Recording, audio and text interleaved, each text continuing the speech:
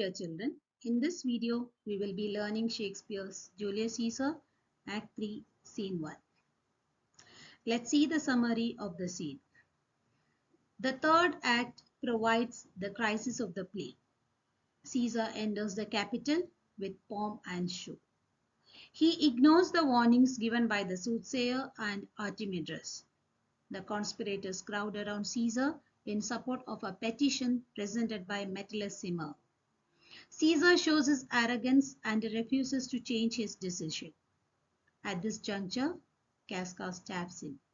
The other conspirators follow suit, and Caesar dies with the words "et tu, Brute" on his lips. Subsequently, Antony makes his peace with the conspirators. Brutus gives permission to Antony to deliver a funeral oration for Caesar.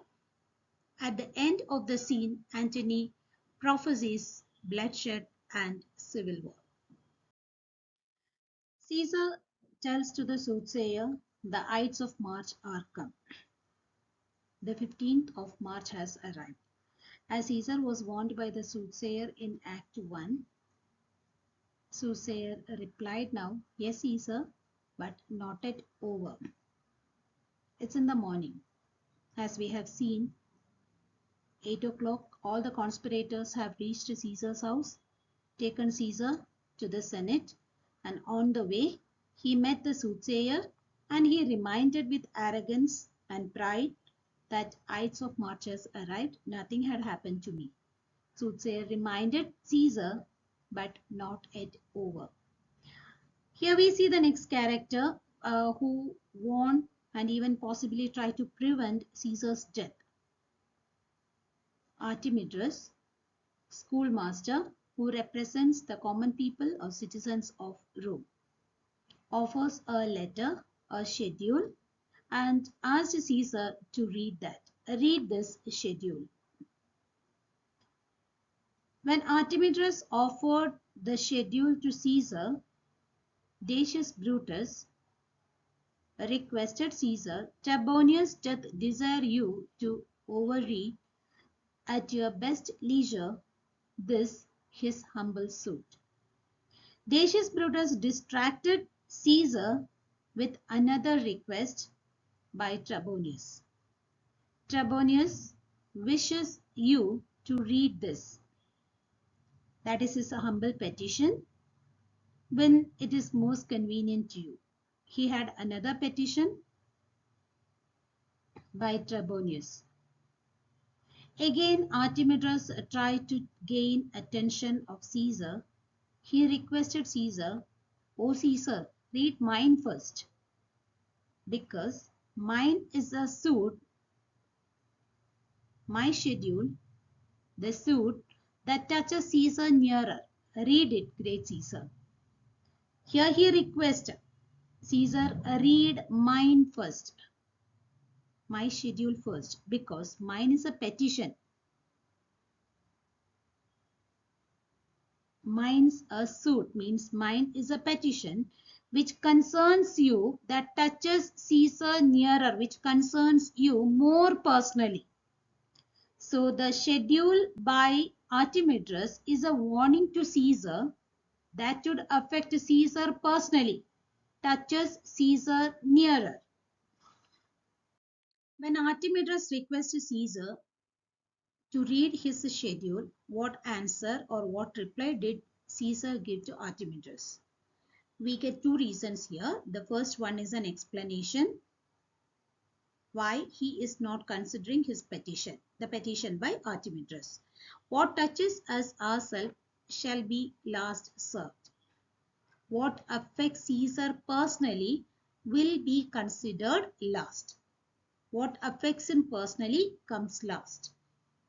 Here we see Caesar neglected his personal matter in favor of what he believed was public good. And he ignores Archimedes' warning. Publius, the senator, asked Archimedes to give way for Caesar to go. Caesar gives another reason for not considering the petition or the schedule by Archimedes. What Urge you your petition in the street, come to the capital. Are you forcing me to consider your petition here in the street? Come to the capital. So when you get a question, mention the two reasons given by Caesar for not reading the schedule handed over by Archimedes. The two reasons. The first one is whatever affects Caesar personally will be will be considered or addressed last. The second point is official petitions will be put up in the capital, not in the street. These are the two reasons given by Caesar to Archimedes for not reading his schedule or not considering his suit or request or petition. So Caesar goes up to the Senate house, the rest following behind. Populus, who is Populus, an elderly senator. Here we see Populus wishes Cassius. What did he say to Cassius? I wish your enterprise today may thrive. Enterprise refers to the plan or the undertaking. And we know it's conspiracy, that is assassination of Caesar. All of a sudden, Populus wishes Cassius to succeed in his enterprise. So Cassius asked Populus, what enterprise, Populus? From this, we get to know that Cassius has a moment of panic and fears the plot has been discovered. When he asked Populus, what enterprise do you mean, Populus? He did not say. Populus did not answer to that. Instead, we see that Populus advances towards Caesar. From this action, they feared, Cassius and Brutus feared, Populus Lena had discovered their evil intentions and had gone ahead to warn Caesar of the impending danger. Here we see that Cassius has a moment of panic. But when he shares this fear to Brutus, we see that Brutus reassures him. Brutus asked Cassius, what said Populus Lena? What did he say to you? Because Cassius looks very scared whether their plan is revealed. Then Cassius repeated what Lena has said, Populus Lena has said. He wished today our enterprise may thrive. I fear our purpose is discovered. So what has Populus Lena said and done which makes Cassius to fear? Said this, he wished their enterprise might thrive. And what has he done? After wishing Cassius, he has gone to Caesar. That is what he has done which made Cassius to fear. And what did they think Lena was saying? If the question comes, they feared Populus Lena had discovered their evil intentions and had gone ahead to Caesar of the impending danger. Brutus replied and reassured Cassius, telling, look how he makes to Caesar. Let us mark him. Let us observe him. How he is making his way to Caesar. Let's observe. Cassius. Casca. Be sudden, for we fear prevention. Brutus, what shall be done? If this be known, Cassius or Caesar never shall return back, for I will slay myself. So here we get to know what duty is assigned to Casca. Why should he be sudden? So he reminded Casca to be sudden. He has to be sudden. He has to be quick so that no one can stop them from killing Caesar.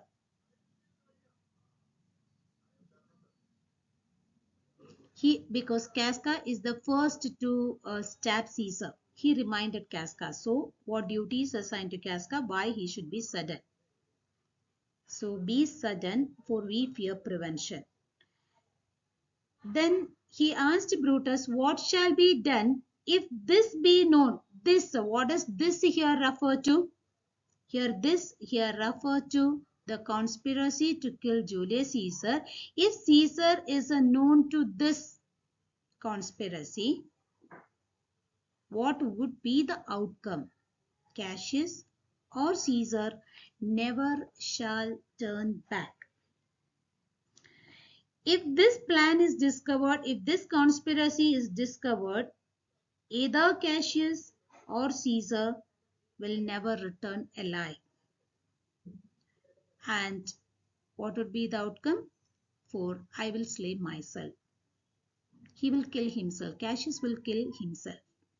This would be the outcome if Caesar gets to know their plan. Brutus consoles, reassures Cassius, telling that Cassius, be constant, be steady. Populus Lena speaks not of her purposes. How did he conclude? How did he infer that? For look, let's look at him, observe him. He smiles and Caesar doth not change. These are the two key answers. Be calm, be constant, Cassius. Populus Lena is not talking about our plan.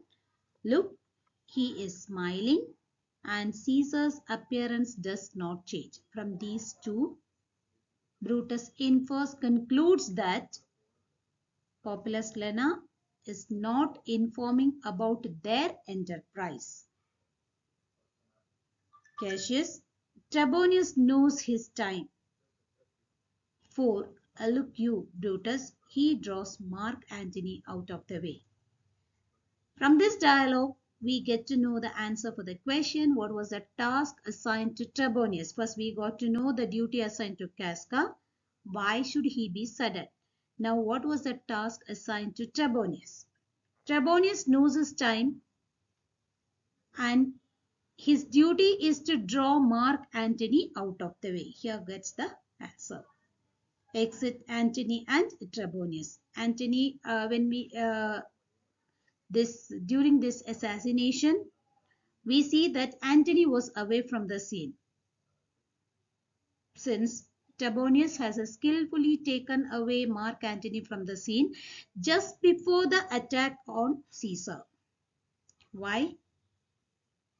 If Mark Antony, if he was present, he would have tried to prevent the attack on Caesar and would have attempted to save Caesar from getting killed. That was the reason he was taken skillfully out, taken away from the scene. And that duty is assigned to Trebonius.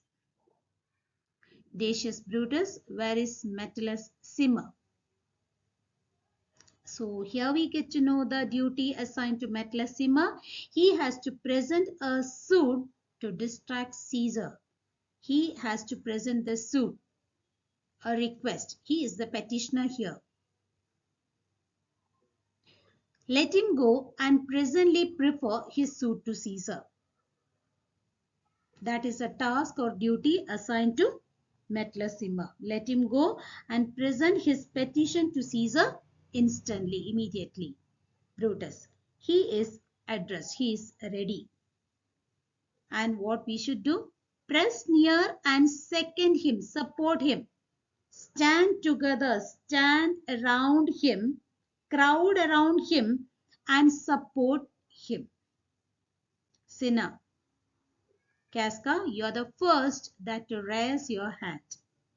Cinna reminded Casca that he is the first person who should raise his hand against Caesar. So when they were discussing their plan, Caesar asked them, are we all ready? What is now amiss? Are we all ready? Is there anything left to be done before we start the work of the Senate? Is there anything to be addressed that Caesar and his Senate must redress? Is there any matter? So Metellus Simmer plays his role well. We see that he flatters Caesar, okay, while presenting the suit, addressing Caesar, who is seated to hear the petitioners. Most high, most mighty, and most puissant Caesar, Metellsimer throws before thy seat a humble heart.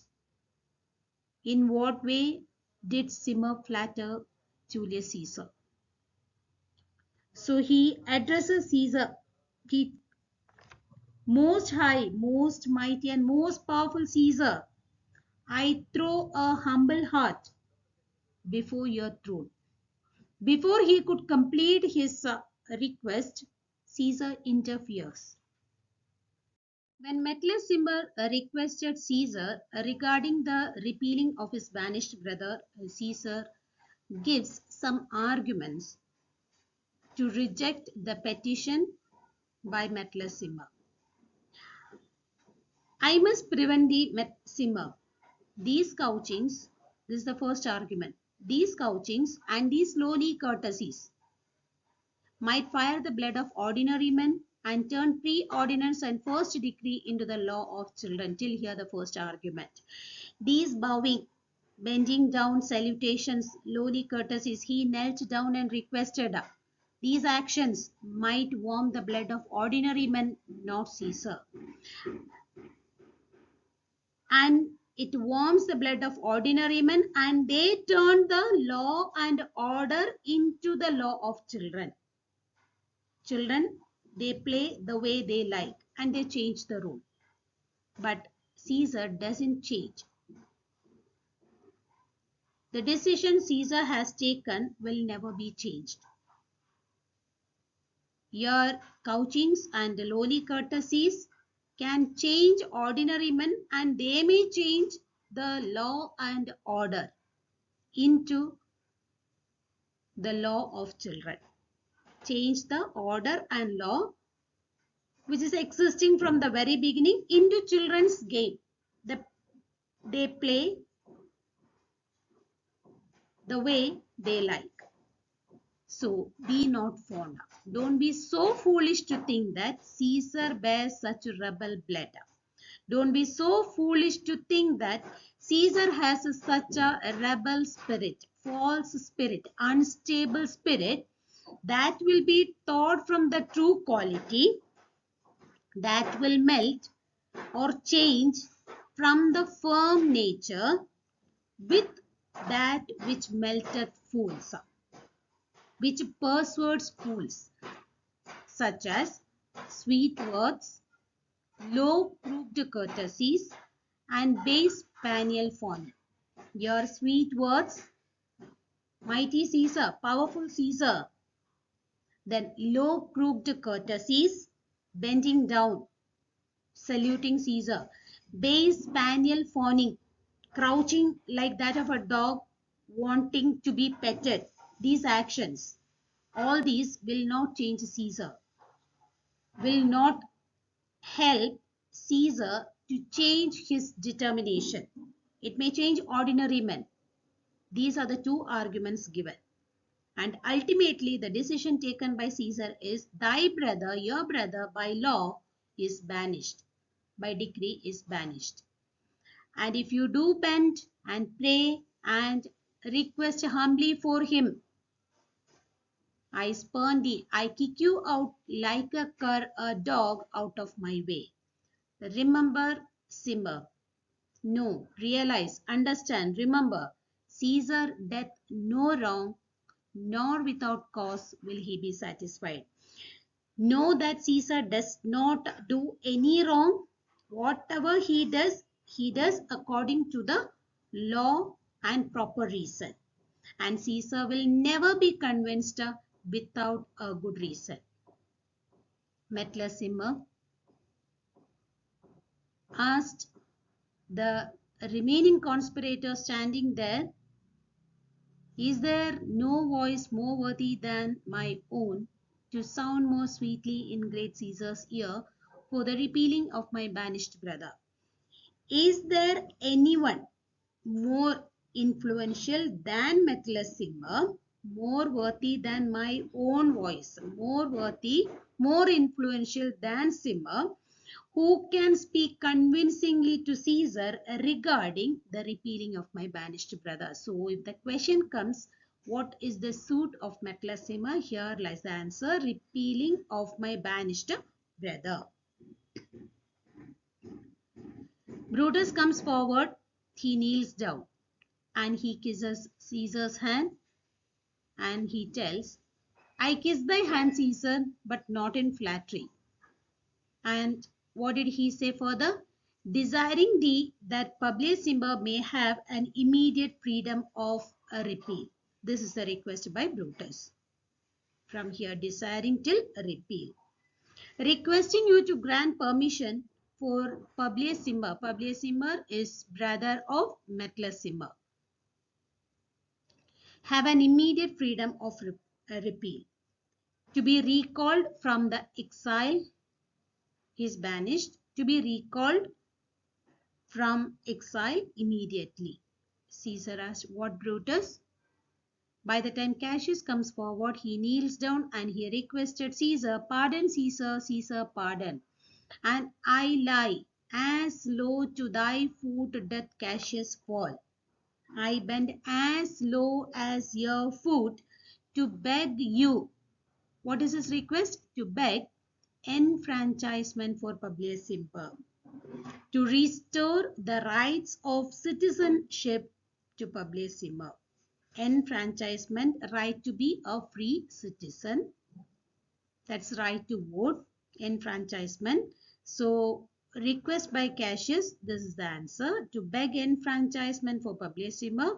A request by Brutus, desiring that Publius Simper may have an immediate freedom of repeal, and the suit by Metellus Simper is repealing of his banished brother, that is Publius Simper.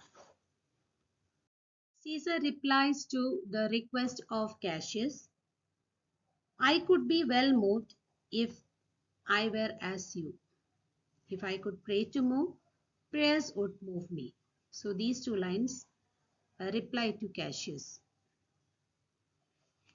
What reply did Caesar give to Cassius' request? One might be able to influence me well, easily, if I were as you.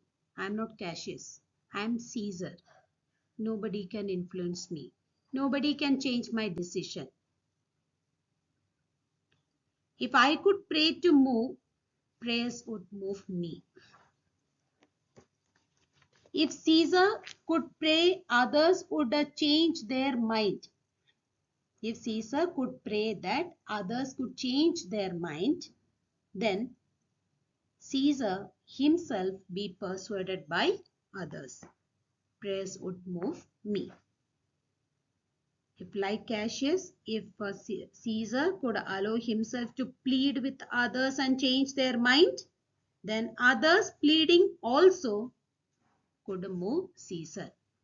But Caesar never request others. So others' request also will not influence Caesar. But am constant as the northern star, of whose true fixed and resting quality there is no fellow in the firmament. These three lines we see Caesar compares himself to that of pole star. And we should know that why does he compare himself to northern star? Because of its true fixed and resting quality.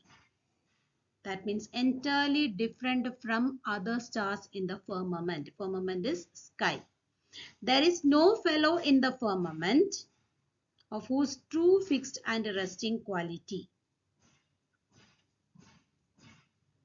I am constant as northern star. I am immovable and constant like northern star. Nobody can influence me. Nobody can change my decision. I am as constant as northern star. That is pole star, which has no equal, no fellow in the firmament. No other star in the sky is as rigid or constant as northern star. It is resolute and inflexible. Caesar is like northern star because of its immovable and permanent nature. Further, he says, the skies are painted with unnumbered sparks. They are all fire, and everyone doth shine. But there is but one in all doth hold his place. The sky has countless stars, unnumbered sparks, countless stars, and all they are all fire. They are all bright, and every one of them shines. But there is but one in all the stars doth hold his place. Only one of them remains fixed in the place. That is the northern star. That is the pole star. Like pole star, even I am constant. Caesar is as constant as the northern star in his decision. Nobody can influence. No prayer can move Caesar because of its true fixed and resting quality. So in the world, it is furnished well with men. Like stars in the firmament, the world is fully filled with men. What type of men? Are flesh and blood. Supplied with men, they all are alive and apprehensive, and they possess logical power, thinking power. However, yet in the number, I do know but one among them, all of them, I know only one who keeps his position, but one that unassailable keeps his position, holds on his rank without ever being to be removed or attacked. Only one, unshaked of motion, unaffected by the influence of others, and that I am he. That's me, Caesar.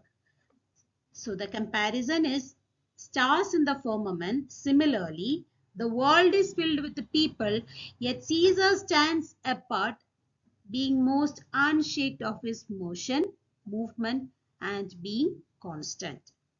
And I wanted to prove in this case. Let me a little show it. In this case, let me prove it little.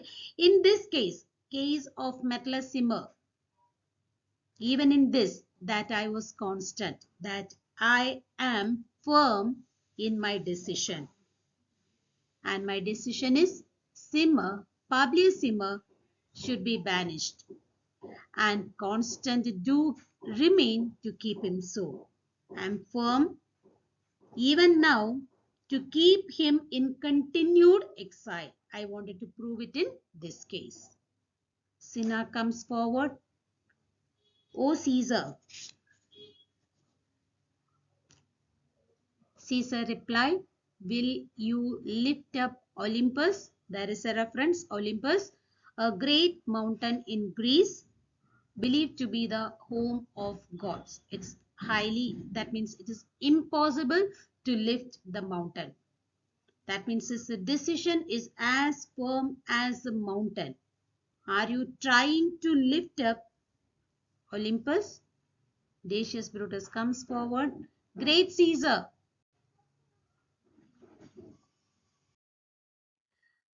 Here we see Caesar present himself as immovable, like northern star, which brings out his arrogance, but also sets up a sharp contrast with his imminent removal.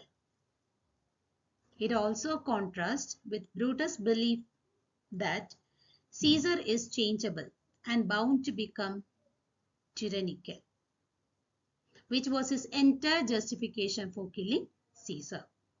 Through his firm decision, Caesar's character trait is highlighted, the quality of being most resolute and firm. He would not change his decision about repealing banishment of Publius despite all flattery. When Cinna requested that Caesar, when all requested, Caesar reminded, "Doth not Brutus bootless kneel? Don't you realize that even Brutus knelt in front of me without any success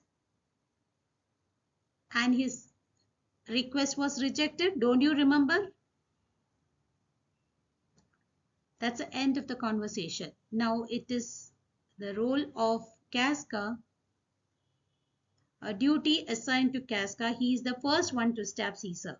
Casca comes forward and he says, "Speak, hands for me. Let me express myself through my action."